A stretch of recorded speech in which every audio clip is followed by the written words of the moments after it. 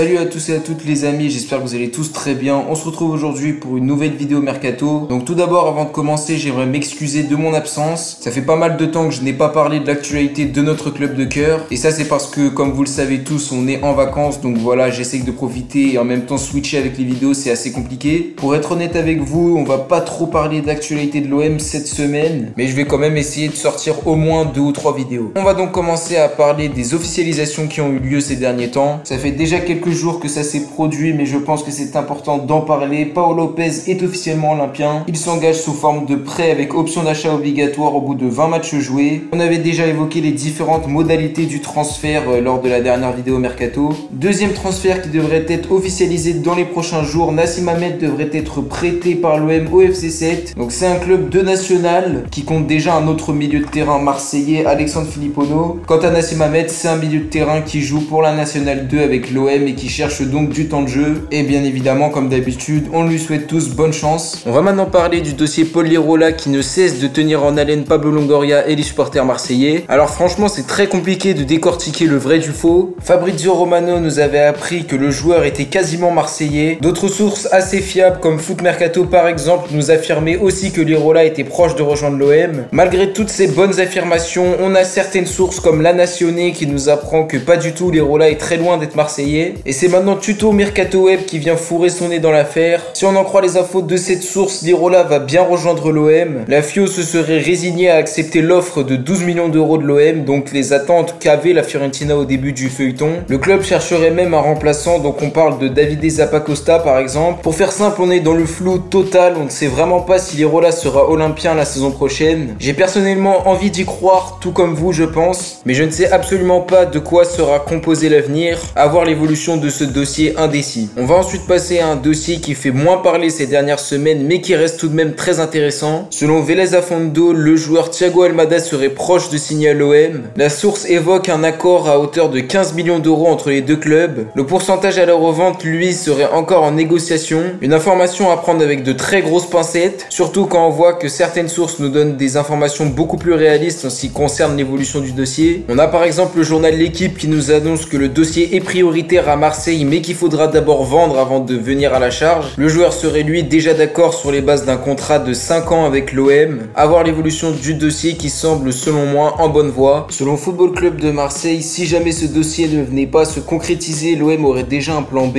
Il s'agirait du milieu offensif tchèque nommé Adam Karajic. L'OM aurait déjà formulé une offre intéressante sans pour autant que le club du Sparta Prague ait accepté les conditions. Le joueur est âgé de 18 ans et décrit comme technique, polyvalent car il peut jouer aussi en numéro 8 et il a aussi une belle vista. Mais il ne faut pas oublier que ça reste un plan B, même si je pense que sur le plan financier, ce joueur est plus avantageux qu'Almada. Après, si on a les fonds nécessaires, je choisis évidemment Thiago Almada. On va passer au dossier Dario Benedetto qui est aussi très intéressant car il va pouvoir, si jamais il part de l'OM, libérer une place extra-communautaire. Il y a des intérêts venant du Golfe et d'autres venant d'Amérique du Sud et plus précisément de Sao Paulo. Et Krem Konour nous apprend que le joueur est déjà d'accord avec le club pour un futur contrat. La seule chose qui manque serait un accord entre le club brésilien et le club olympien. Un accord qui pourrait avoir lieu dans les prochains jours. À côté de ça, le club espagnol Elche ne lâche pas l'attaquant argentin et souhaite passer l'offensive dans les prochains jours aussi. Pour les différentes modalités de transfert, l'OM pourrait accepter de prêter Benedetto, même si un achat définitif est préférable. Et pour rappel, le club demanderait entre 6 et 7 millions d'euros. À voir l'évolution du dossier, mais le départ de Dario Benedetto semble bel et bien inévitable et pourrait selon moi satisfaire toutes les parties. On va passer au retour d'une piste qui concerne le poste de latéral droit. L'OM n'aurait pas lâché l'idée de recruter le Danois Daniel Wass. Le joueur de 32 ans souhaiterait quitter Valence à 1 an de la fin de son contrat. Et selon le journaliste Hector Gomez, il y a un accord entre le club olympien et Daniel Wass. Valence lui chercherait déjà un remplaçant et demanderait au moins 1,5 million d'euros pour le lâcher. Une somme qui me paraît faible lorsqu'on connaît l'expérience et la polyvalence du joueur. Il pourrait être un remplaçant de qualité à Lirola et même pourrait s'imposer en tant que titulaire si jamais Lirola ne venait pas être acheté. C'est en tout cas une piste que je valide fortement et je pense vraiment que pour 1,5 million d'euros, il peut faire des dégâts.